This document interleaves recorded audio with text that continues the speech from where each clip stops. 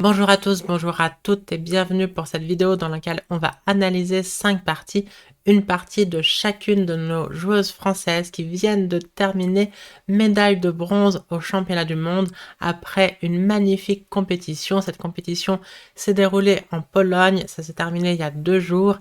C'est un championnat du monde avec un format un peu euh, inhabituel, avec une cadence de 45 minutes plus 10 secondes par coup, donc c'est techniquement du rapide, mais pour du rapide, c'est assez lent, donc ce qui fait des parties assez sympas à regarder. Il y a 12 pays qui sont représentés lors de ces championnats du monde, il faut se qualifier pour pouvoir y participer, bien évidemment.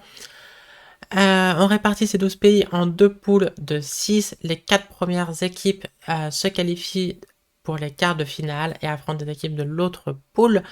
Et donc ensuite, quart, demi, puis finale avec des matchs aller-retour. On joue 2 sets sur 4 échiquiers. Et ça donne des compétitions assez spectaculaires. Les matchs ont été pleins de rebondissements avec énormément de suspense. Alors malheureusement, cette compétition reste encore assez peu promue. On est loin du succès médiatique des Olympiades. Et donc je suis très contente de pouvoir faire une vidéo pour modestement un peu rendre accessible cette magnifique place de l'équipe de France.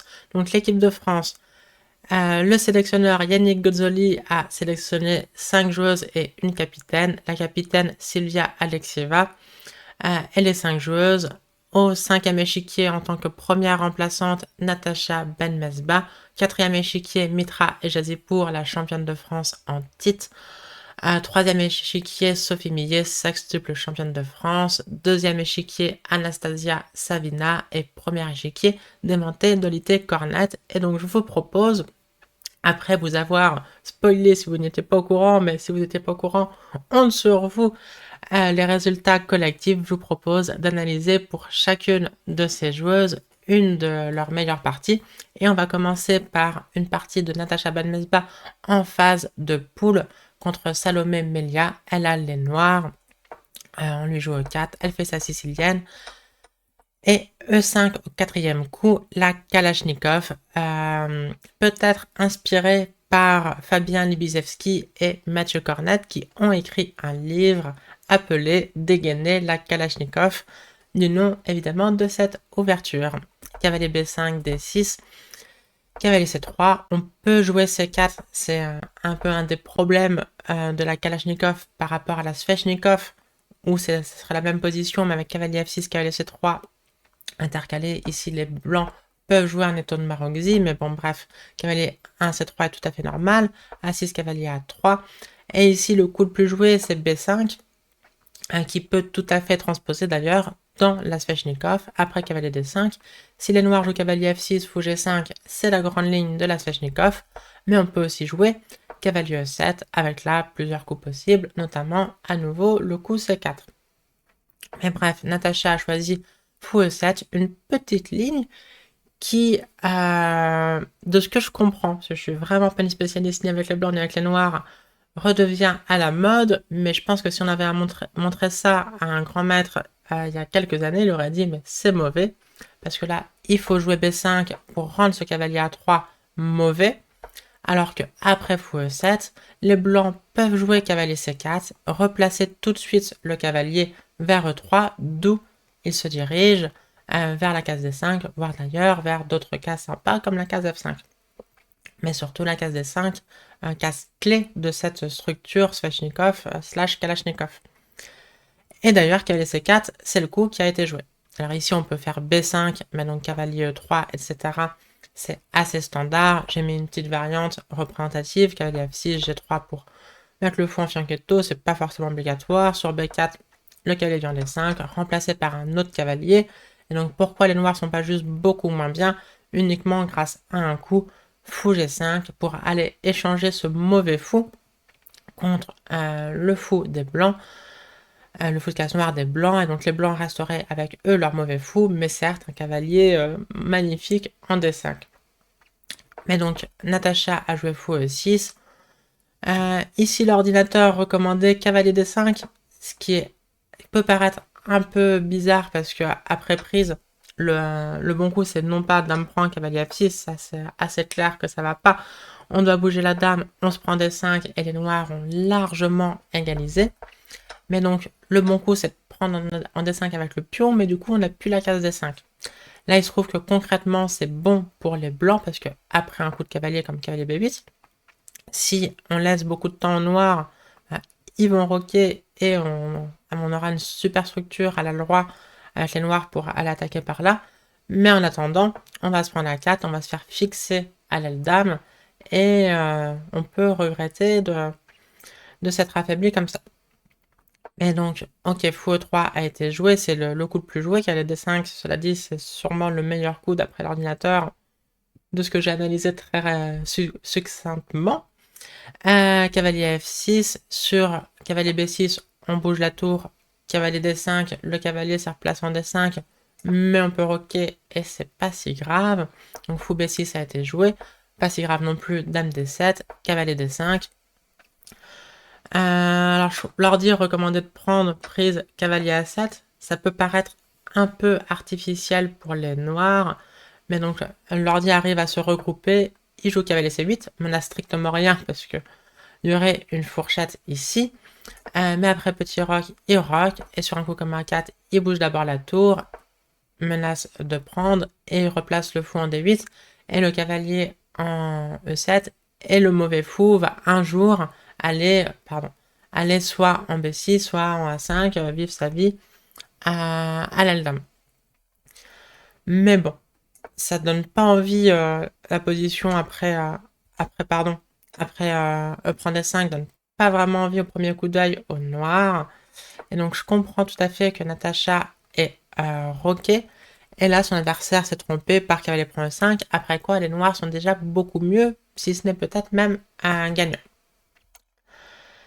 Donc cavalier prend E7 repose sur un mauvais calcul, hein. Je pense que les blancs pensaient gagner le pion D6, mais il n'en est rien. Et le meilleur coup, c'était de prendre en F6. Ici, deux captures possibles et les deux font pas spécialement envie.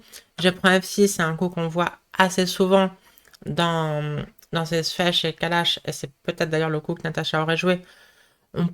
C'est toujours bizarre de capturer en se détruisant la structure de pion, surtout après avoir roqué, mais il y a un monde où on arrive à jouer F5, échanger notre pion F contre le pion E, voire parfois rejouer F5 une deuxième fois et avoir l'avantage au centre. Cela dit, dans cette position précise, l'ordi joue fou E3, menace cavalier B6, et il dit qu'il n'y a pas du tout assez de compensation pour tous les affaiblissements de la position des noirs. Donc sur cavalier prend F6, le mieux c'est peut-être de sacrifier le pion D6 comme ça. Et donc les blancs le prennent, on joue dame C8, grand roc, il y a des compensations parce qu'on peut jouer un coup comme cavalier D4, mais probablement pas assez. Donc cavalier prend F6 c'était le meilleur coup avec objectivement un petit avantage blanc, mais cavalier prend E7 ne va pas du tout.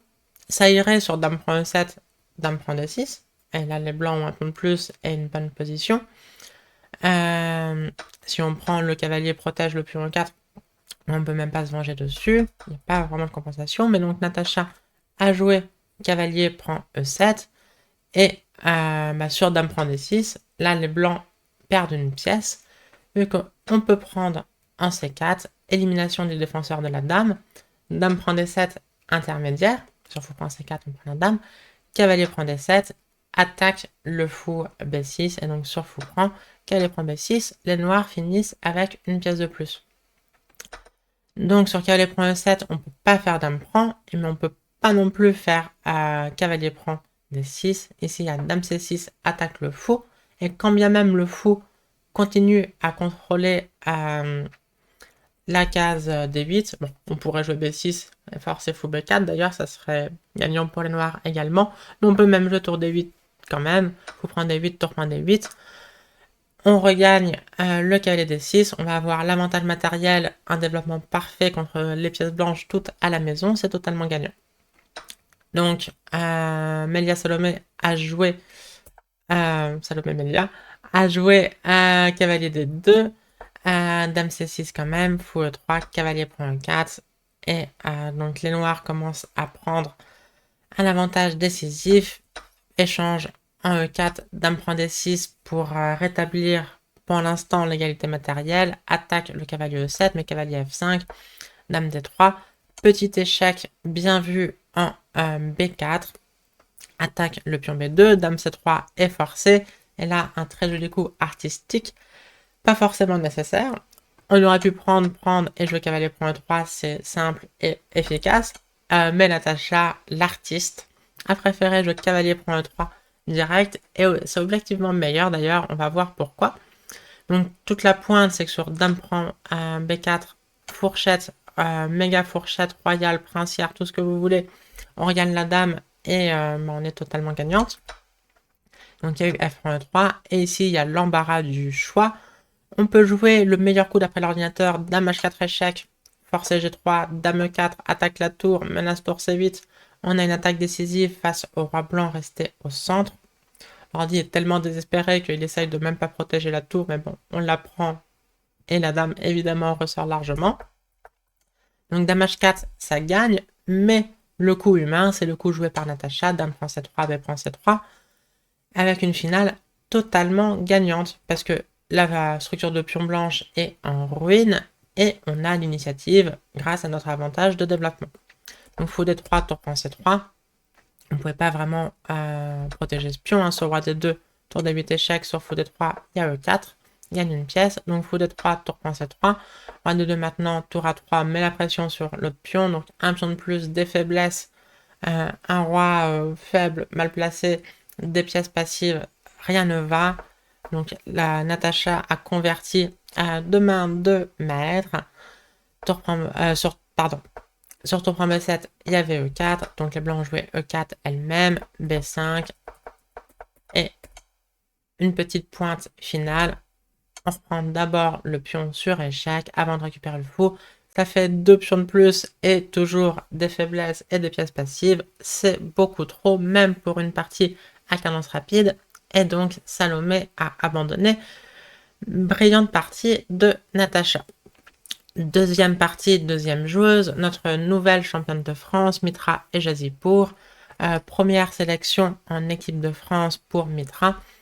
Elle a les blancs, cavalier F3, cavalier F6, C4, G6, une petite est-indienne variante G3 maintenant que les blancs ont joué D4, C6, une des grandes variantes, on peut jouer cavalier C6 suivi de E5, on peut jouer cavalier C6 suivi de A6 suivi de tour B8, etc. On peut jouer cavalier D7 également, bon C6 c'est une des grandes variantes, roc, fou F5 pour éviter E4, cavalier H4 pour taper sur le fou, fou E6, D5, j'avance un peu.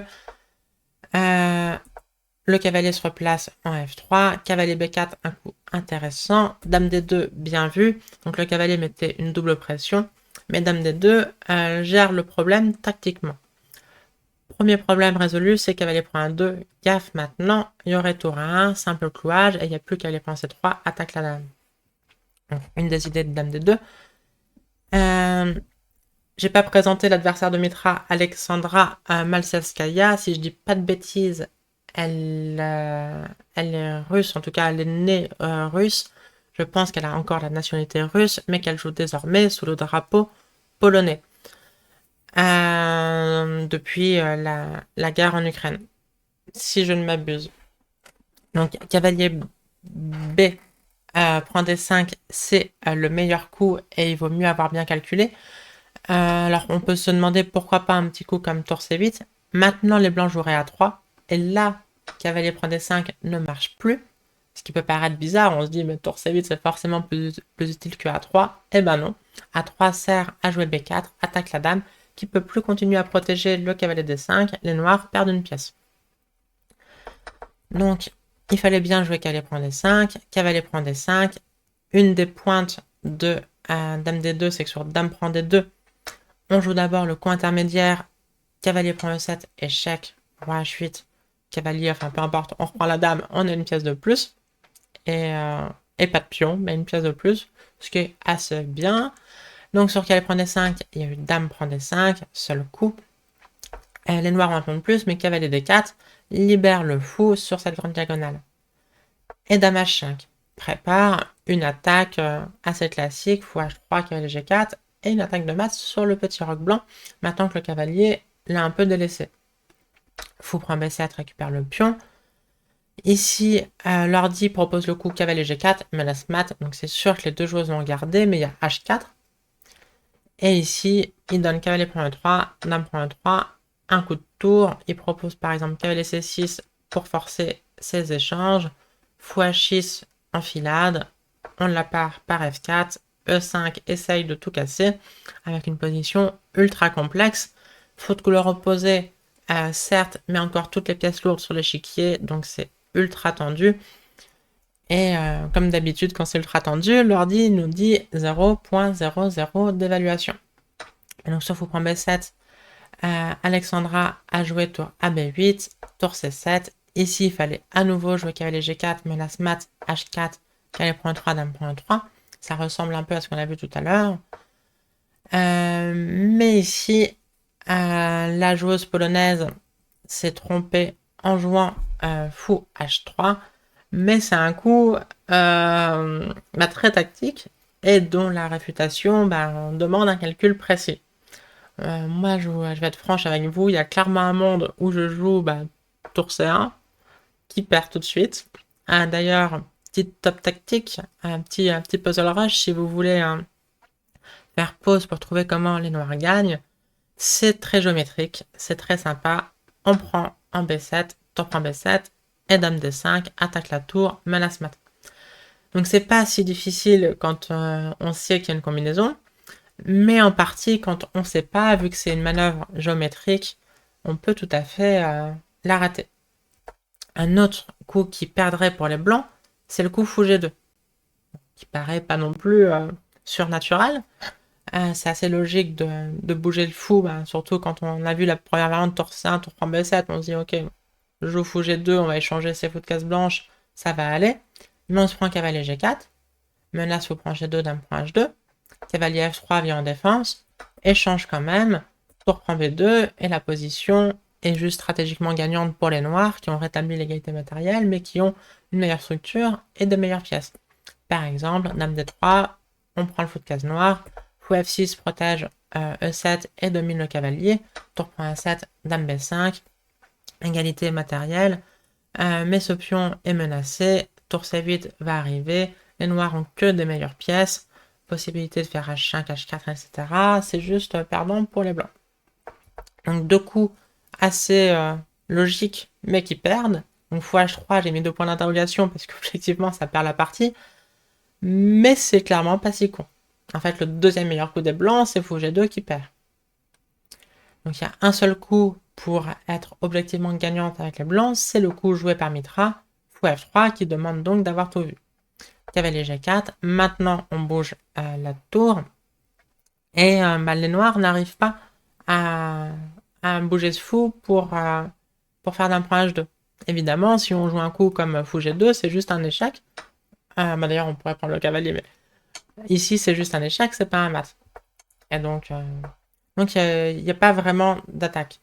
Il y a eu E5 de jouer, cavalier C6, tour E8, tour prend A7, E4, on échange ici, fou prend G4. Et donc un coup qui marche d'après l'ordinateur, mais humainement ça fait un peu peur, c'est le coup cavalier E7. Pourquoi ça fait peur? Parce qu'il y a tour prend E7, tour prend E7, fou prend E2, et on se dit l'attaque sur case blanche, machin. Bon, alors l'ordi il s'en fiche, il prend, et sur fou F3, il joue tour H4. Mais bon, même ça, en partie rapide, tant qu'il y a ce fou, c'est pas clair. Il y a un monde où à un moment le fou s'en va, la dame prend sa place et on se fait mater sur case blanche, et notre qualité de plus est totalement spectatrice. Mais bon, objectivement, c'est gagnant. Tout ça pour dire que je préfère le coup de Mitra, qui est équivalent en termes de force, mais qui est bien plus humain. C'est le coup simple tour C2. On défend le pion E2, qui défend, lui, l'importante case F3. Dame H3, attention. Si maintenant on joue cavalier E7, on perd. Tour prend E7, tour prend E7, et maintenant c'est mat forcé. Fou F3, pion prend F3, pion prend F3, et on se fait mater sur case blanche. Donc en fait, tour C2 c'est un bon coup, mais il faut avoir vu dame D1, bon coup à nouveau pour éviter fou F3. on pourrait prendre, et sur on prend, dame prend F3. D5 a été joué, mais dame prend D5. Sur fou F3, on peut toujours parer le mat un seul coup pour ne pas perdre, mais ça va, on est gagnante. Donc il y a eu fou F6, dame D1, mais bon, maintenant les blancs ont une qualité, non pas du tout, ont pas une qualité de plus, mais ont 2 pions de plus, et ces 2 pions passés liés. Et d'ailleurs, au coup d'après, Mitra les met en marche. Proposition d'échange de dame évidemment refusée, mais tour A5, il y a des problèmes aussi sur la dame, les pièces s'échangent.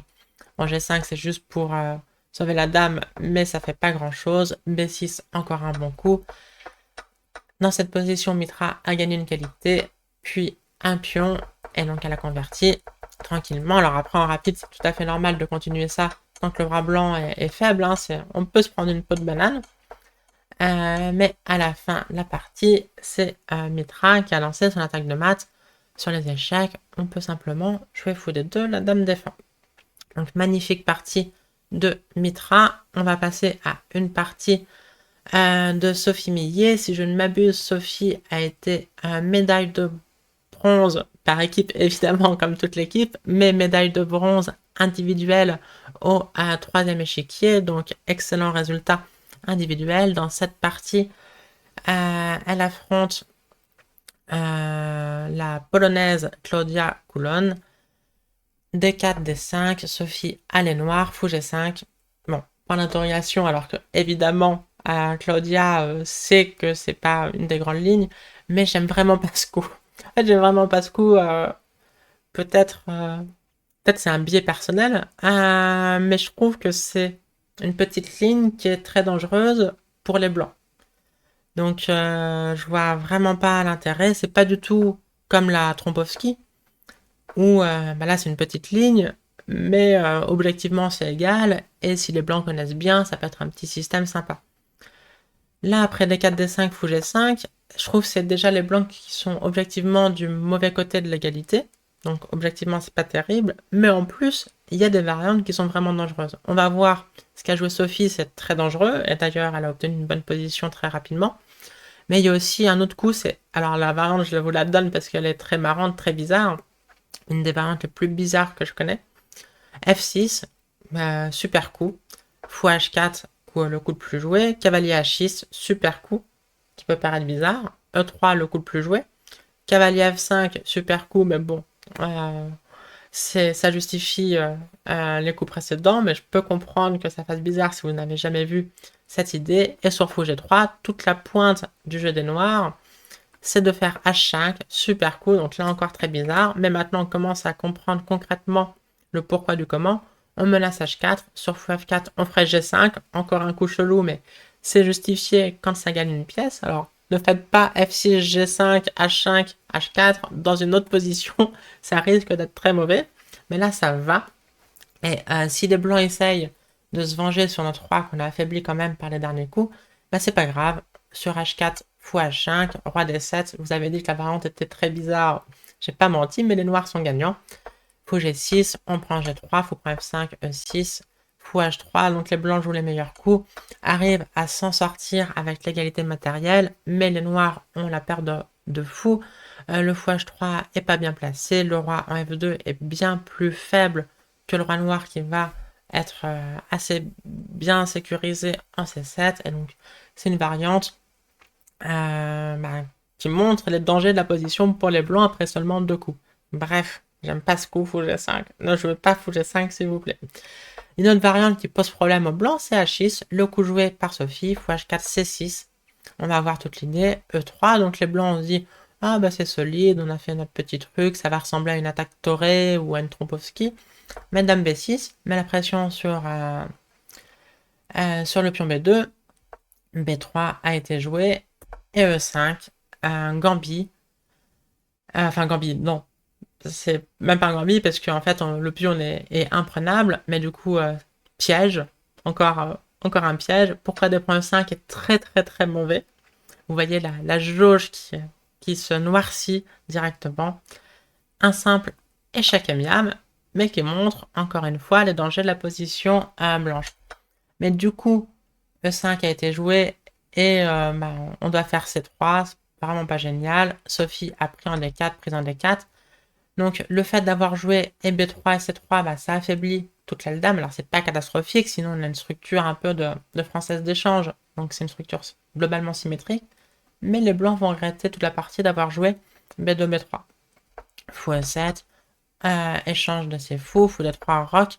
Et ici, il fallait accepter d'être légèrement moins bien, peut-être du mauvais côté de l'égalité, on va dire, avec les blancs, en jouant cavalier F3, fou F5, échange le mauvais fou contre le bon fou, roc, cavalier D7, et bah voilà, on a une position un peu égale, mais bon, il peut y avoir ces affaiblissements à un moment dame A5 relou qui tape sur le pion C3 par exemple.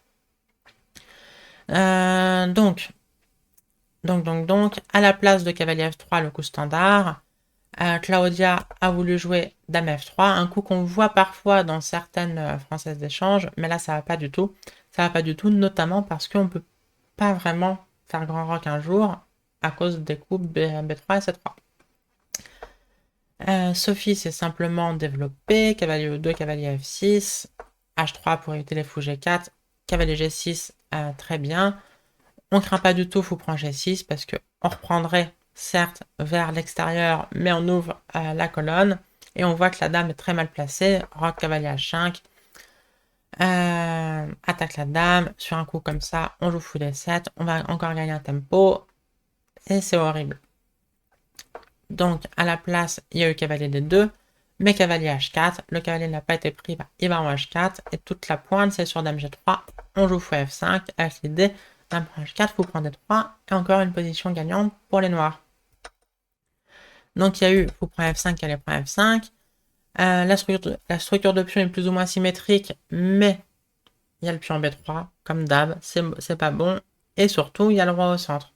Et les pièces noires un peu plus actives. Donc les blancs sont juste mal. Dame F4, cavalier E7. Et ici, il fallait absolument roquer et accepter d'être un peu moins bien. Avec une position sûrement sauvable pour les blancs. Tour 8, etc. Bon, on va jouer cavalier G6. Un petit coup de dame A5, par exemple, si je joue cavalier G3, cavalier G6. Un coup majeur dame F3. Il peut y avoir ce genre de coup, ça met la pression sur ses pions affaiblis, et on voit encore une fois que avoir joué B3, c'était pas génial. Mais, à la place, Claudia Coulon a pêché par optimisme et a joué, vous le savez, mon coup le plus détesté, le coup G4, qui est très souvent le pire coup. Et là, ça n'a pas fait exception à ma règle maison, G4, très mauvais. Très mauvais parce qu'on a le roi au centre. Et du coup, c'est pas les blancs qui vont attaquer les noirs, mais les noirs qui vont attaquer les blancs. Cavalier G6, dame F3, tour E8. On commence à taper sur la colonne E. H4. Oui, alors évidemment, il y a un monde où tout ça, ça fait peur, mais pas un monde où les blancs le roi en main. Cavalier E4, très bon coup. Alors cela dit, évidemment, il faut quand même jouer avec précision avec les noirs pour punir les blancs. Hein. Ça peut être dangereux, mais pas sur un jeu précis. Et notamment, donc là, grand roc ne va pas. Il y aurait, par exemple, dame A6, tape là-dessus, tape sur le cavalier E2, donc on menace des coups comme cavalier prend F2, suivi de la capture du cavalier, et ben c'est perdant.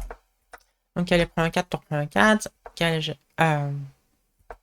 cavalier n'importe quoi, roi F1, tour E8, pardon, cavalier G3 maintenant.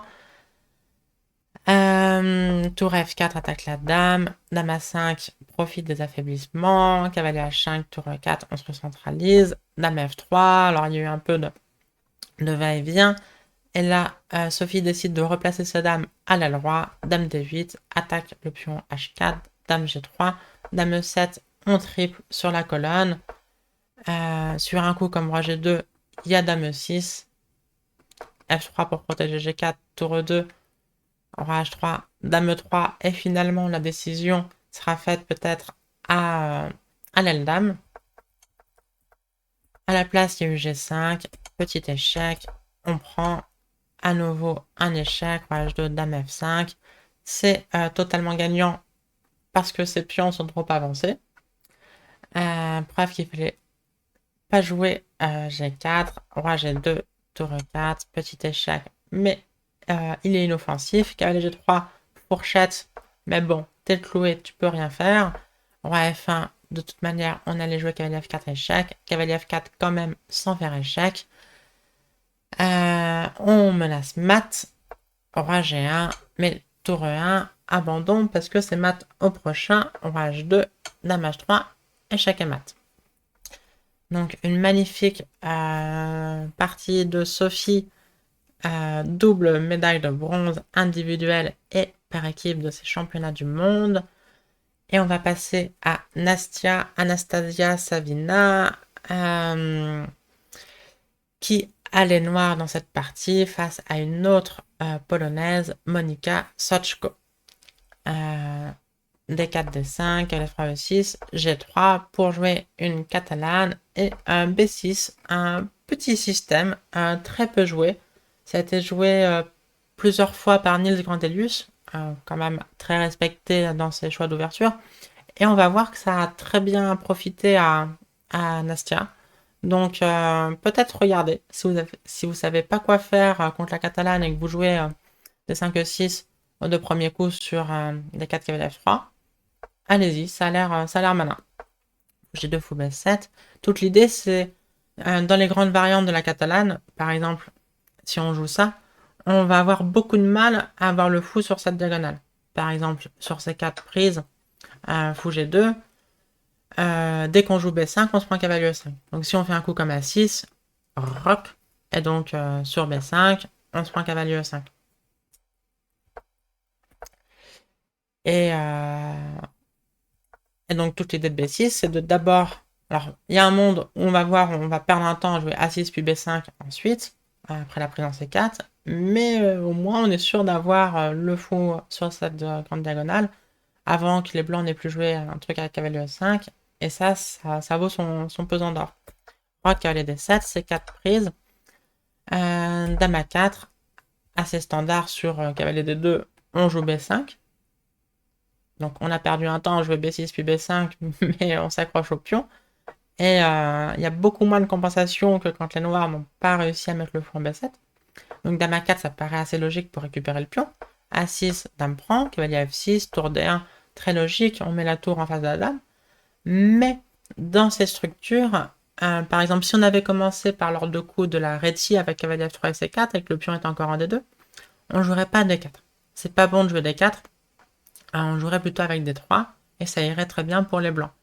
Mais quand on joue avec D4, même si il y a ce vis-à-vis de tour dame, les noirs peuvent jouer avec C5, soit tout de suite, soit comme elle l'a fait Nastia, après B5 et C5.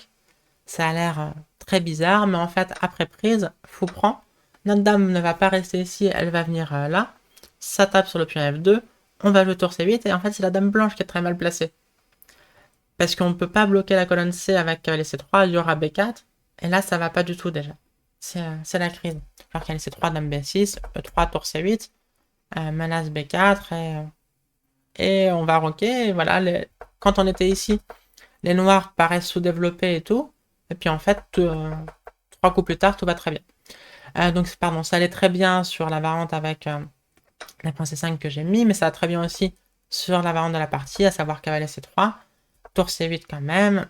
Et donc là, le coup de l'ordinateur qui dit que les blancs, ça va toujours, mais la variante de l'ordi est une variante d'ordi, clairement pas une variante humaine. Il joue D5, avec l'idée qu'elle allait prendre D5, qu'elle allait prendre D5, et il n'y a pas de bonne recapture, enfin il n'y a pas de recapture parfaite, la position va pour les noirs, mais ils sont pas mieux. Sur reprend D5, il y a cavalier H4, avec des compensations, le cavalier veut venir en F5, on veut récupérer le pion, on comprend qu'avec le roi encore en E8, les blancs aient des bonnes compensations pour le pion, il peut aussi y avoir du A4 pour affaiblir l'aile dame. Et sur fou prend, alors là, accrochez-vous, le coup c'est cavalier E5, ben, je te mange, merci. Ah oui, mais E4, et les blancs vont récupérer la pièce avec du jeu sur le roi, rester au centre. Donc en fait, le fait de ne pas être très bien développé, ça joue quand même. Mais pour en profiter, faut jouer à 3500 Elo. Et donc sinon, bah, ça fait peur ce vis-à-vis. On menace de prendre un D4 et de jouer B4 et de gagner une pièce, par exemple. Donc Monica à bouger la dame, ce qui paraît logique, mais les noirs sont juste super bien. B4 chasse le cavalier, C4. On s'est créé une majorité à l'aile dame, on va se créer un pion passé grâce à elle. Le cavalier est mal placé en A4, là ce cavalier MVL, fou C6, très bon coup, tape sur le cavalier. Cavalier C5, parce que bon, on n'a pas envie de faire B3 qui laisse faire C3 pion passé protégé. Cavalier C5, mais du coup, on transpose en finale, on gagne un pion. Tour C1, pour se venger sur le pion C4, fou A4, la tour n'a pas de bonne case. Tour F1 a été joué, cavalier E4, chaque coup vers l'avant, chaque coup agressif, c'est vraiment une partie parfaite, pour l'instant, parfaite d'Anastasia. Fou F4, C3 quand même, on se crée le pion passé, B3, fou B5, bon voilà. Un pion de plus et il en C3 passé protégé, c'est totalement gagnant. Après, il faut convertir. Anastasia n'a pas eu trop de problèmes, sans trop de surprises. Il y a eu des petits échanges. Bon là, on peut se demander pourquoi pas qu'elle prend H5. Le cavalier A4 était mal à cause de ce fou. Là, c'est le cavalier H5. Décidément, le fou. Bonne arme contre les cavaliers au bord. Là, le cavalier est perdu. Donc, il y a eu cavalier G2. Mais fou prend E2 quand même. C'est totalement gagnant. Et quelques coups plus tard, Monika Sochko a abandonné dans cette position. Excellente partie d'Anastasia Savina. Elle aussi, médaille de bronze à la fois par équipe comme toute l'équipe, mais aussi médaille de bronze individuelle au deuxième échiquier. On en vient maintenant à notre premier échiquier, à Démenté de l'été Cornet, qui a fait une excellente compétition qui lui a valu la médaille d'argent au premier échiquier. La seule joueuse qui a encore mieux joué, c'est la prodige américaine Alice Lee, seulement 13 ans. Donc déjà maître international mixte, en route pour être une des plus jeunes grands maîtres mixtes, et puis une des plus jeunes grands maîtres de l'histoire tout court. Alice Lee, médaille d'or au premier échiquier pour l'américaine, mais donc sinon, médaille d'argent à Démenté Dolité Cornet. Juste avant qu'on commence cette partie, j'en profite pour vous dire que si vous aimez ce genre de vidéo, merci de me laisser un petit like, un petit commentaire, et si vous voulez soutenir ma chaîne par vos dons, il y a un lien vers ma page Tipeee sur laquelle vous pouvez donner comme d'autres avant vous et d'autres après vous aussi, j'espère. Merci à toutes celles et ceux qui soutiennent cette chaîne par leurs petits dons, ça m'encourage à faire plus de vidéos. Et bref, on rentre dans le vif du sujet. E4, C5, L3, C6, fou B5. Une Rossolimo face à Bibi Sara Asobayeva. La très forte joueuse kazakh, vraiment une des toutes meilleures joueuses au monde. G6, petit roc, l'autre variante c'est de prendre en C6. Fou G7, et donc là, un coup rare, un D3 de Démenté, joué après réflexion, donc c'était plutôt qu'elle voulait jouer un truc hors prépa pour les deux, plutôt que de jouer sa prépa. Cavalier F6, cavalier C3, elle s'est simplement développée, E5 maintenant. Le cavalier n'a pas vraiment de bonne case, cavalier E8, prise en C6, fou E3, peut-être une légère imprécision, elle va jouer fou E3, B6, H3 maintenant. Et donc le plus précis d'après l'ordi, c'est de jouer H3 tout de suite. On peut se demander pourquoi. Alors pourquoi jouer H3? C'est pour éviter fou G4. Mais en même temps, on se dit, oui mais fou E3, tu tapes sur le pion. Mais en fait, là, les noirs peuvent quand même jouer fou G4. Ce fou, de toute façon, on n'est pas mécontent de l'échanger un jour. Il peut être passif en C8 après H3. Et donc on contre-attaque sur le pion E5. Donc fou prend C5, mais il y a fou prend E5. Cela dit, moi je préfère quand même légèrement les blancs. Un genre de position. Je trouve que les pièces noires sont placées de manière assez artificielle. Il y a la colonne E qui est ouverte, on peut jouer ce genre de truc par exemple. Mais bon, comme d'hab, l'ordi donne égal 0, 0, 0. Donc il fallait jouer H3 avant de jouer fou E3. Mais bon, fou E3, B6 a été joué instantanément. Bon, oui, parce que le pion est en prise. Donc c'était très logique, mais du coup H3 maintenant. Et ce fou n'est pas terrible. cavalier C7, dame D2. Et donc là, ce que Peter Fiedler décrit comme la manœuvre la plus surfaite des échecs, the most overrated maneuver in chess. Donc on comprend que les blancs veulent jouer fou H6, enfin pas forcément au prochain coup, mais c'est clairement l'idée de dame D2. Et du coup, pour sauver ce fou de case noire du fianchetto, les noirs jouent tour E8, fou H6 et fou H8. Maintenant que la tour a quitté la case F8.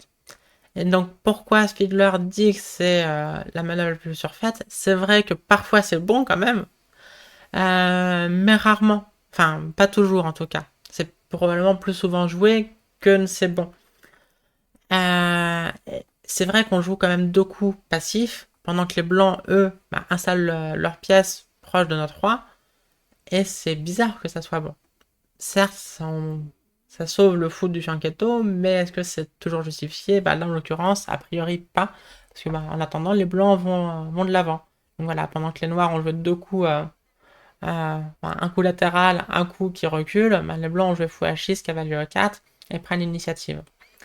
Cavalier E6, tour E1, très naturel, cavalier D4. Alors ça, c'est une manœuvre typique de ces Rossolimo, le cavalier F6, qui, soit par D7, F6, E6, arrive en D4, soit là, qu'est-ce qu'il a fait ce cavalier? Il a fait cavalier 8, cavalier C7, cavalier 6, cavalier D4.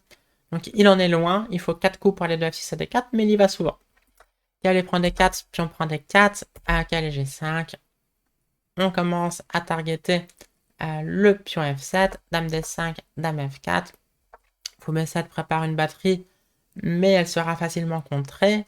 E6, F6, on sacrifie le cavalier évidemment, ça serait mat. Donc H4 est un bon coup. C5 menace mat. Mais donc cette batterie fou dame est simplement contrée par F3. Un coup assez typique face à cette batterie. C'est vraiment avec deux pions, on annihile cette batterie fou dame. C'est un bon rapport économique. Du coup, les noirs, c'est très difficile de savoir quoi faire. Alors l'ordi dit que ça va encore, mais humainement, c'est très difficile. Un plan logique, c'est de mettre la pression sur le pion E6. Donc le cavalier va peut-être pas voué à rester en G5. Ce pion peut être faible.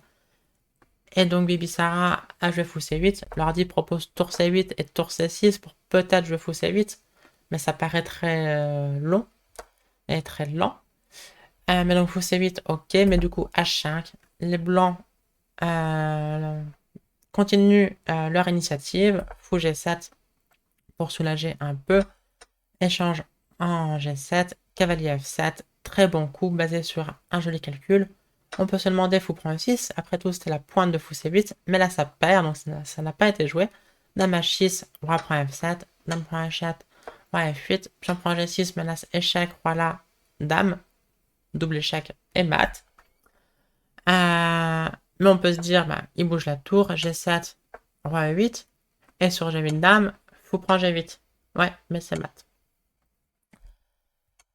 Donc, tout ça pour dire que cavalier F7 est un excellent coup. Là, l'ordi trouve encore dame prend H5, mais alors pareil, c'est totalement inhumain. Vous allez voir ce qu'il faut faire pour se défendre. G4 chasse la dame. Dame D5, le coup du retour. Donc on a perdu de temps pour aller manger un pion. On se prend cet échec. Mais roi G8. Pour l'instant, ça va. Mais du coup, on trouve roi F2, protège F3, menace tour H1 et mat. Donc ça a l'air totalement foutu. Sur fou B7 pour menacer là, on joue tour E4, il n'y a plus d'attaque, tour H1 au prochain coup et c'est mat. Donc ça a l'air totalement perdu pour les noirs. Mais non, fou prend E6. Mais on se dit, ouais, mais tour H1, t'es foutu. Fou prend F7, dame prend H7 et tu te fais mater. Donc par exemple, fou prend F7, c'est dame prend H7, ça. Et donc là, mat en deux coups. On fait pas dame H8, on fait dame H6, roi G8 et dame H8 que quand c'est échec à mat. Donc ça a l'air totalement gagnant, mais l'ordi trouve encore le seul coup pour ne pas perdre. Fou prend G4, avec l'idée que dame prend H7, roi F8. Bizarrement, les blancs n'ont pas de mat. Si on fait échec, le roi s'échappe, maintenant que le fou n'est plus en E6. Donc là, on serait même perdant. Mais ok, c'est évidemment beaucoup trop compliqué de trouver cette défense extraordinaire avec tous ces seuls coups pour ne pas perdre. Donc G5 a été joué, c'est bien plus humain, mais objectivement ça va pas. H6 sur roi G8, dame G4, l'attaque va être décisive. Par exemple, fou B7, tour E5, attaque la dame et prépare le sacrifice. Et surprise, c'est échec puis mat. Donc roi G6 a été joué, mais avec un tel roi, ça ne peut pas aller. Et donc là, très joli petit coup. Cavalier prend G5, avec une double pointe. Sur F prend G5, on fait dame F7, roi prend H6, roi F2, et tour H1, échec et mat. Et sur dame prend G5, la solution est de l'autre côté. Dame 4 échec, suivi de dame prend A8. Donc cavalier prend G5, très joli coup. Il faut vraiment être bien alerte tactiquement pour le voir. Du coup, Bibi Sarah a compris qu'elle était foutue et n'a pas pris le cavalier. Mais bon, on vient de perdre un gros pion. Maintenant, on rentre en finale. Il y a eu des petits coups. Roi prend H6 pour récupérer le pion. Mais du coup, même en finale, il y a de l'attaque. Tour H1, F5, cavalier H5. Donc toujours un jeu basé sur l'attaque de mat pour les blancs, même avec si peu de pièces. Cavalier F4. Attaque le fou, fou B7, tour H4, on double les tours, et cavalier G6. On prend le pion, on attaque la tour, sur tour 8, attaque le cavalier a pas de case. Aïe, est-ce que c'est grave? Pas du tout, on fait tour H1, et sur tour E7, on mate. À nouveau, un très joli mat pour mettre fin à la partie. Donc sur cavalier E7, Asobayeva a joué tour H8, tour H1, H5, mais évidemment c'est totalement désespéré. Un pion de plus passé protégé en E6, un autre pion de plus au cas où en G2, tour E8, cavalier G6, et quelques coups plus tard, dans cette position, les noirs ont abandonné. Magnifique partie de démonté de l'IT Cornet qui a très bien tenu ce premier échiquier. Donc à nouveau félicitations à nos 5 médaillés de bronze lors de ces championnats du monde. Magnifique équipe de France, en plus on les a vus très solidaires avec un magnifique team spirit tout au long de la compétition et puis évidemment à la fin après la médaille. Bravo évidemment également à la capitaine présente sur place Sylvia Alexieva et félicitons également les États-Unis, très jeune équipe des États-Unis qu'on a battu lors de la petite finale, donc qui a terminé à la pire place, la 4e. Félicitons les médaillés d'argent, la très jeune équipe kazakh, genre 18 ans de moyenne d'âge. C'est bien de les jouer maintenant parce que dans quelques années, ça sera bien pire. Donc médaille d'argent, les Kazakhs ont perdu la finale contre le plus grand pays de jeux d'échecs historique depuis au moins les années 60, à savoir la Géorgie, qui rajoute un nouveau titre, ce petit pays d'ex-Union soviétique, qui rajoute un magnifique titre à un palmarès, au palmarès le plus prestigieux. Donc bravo aux Géorgiennes, j'espère que cette vidéo vous a plu. Si c'est le cas, laissez un petit like et un petit commentaire comme d'habitude. Et je vous souhaite une très belle fin de soirée ou une très belle fin de journée. À très bientôt, ciao!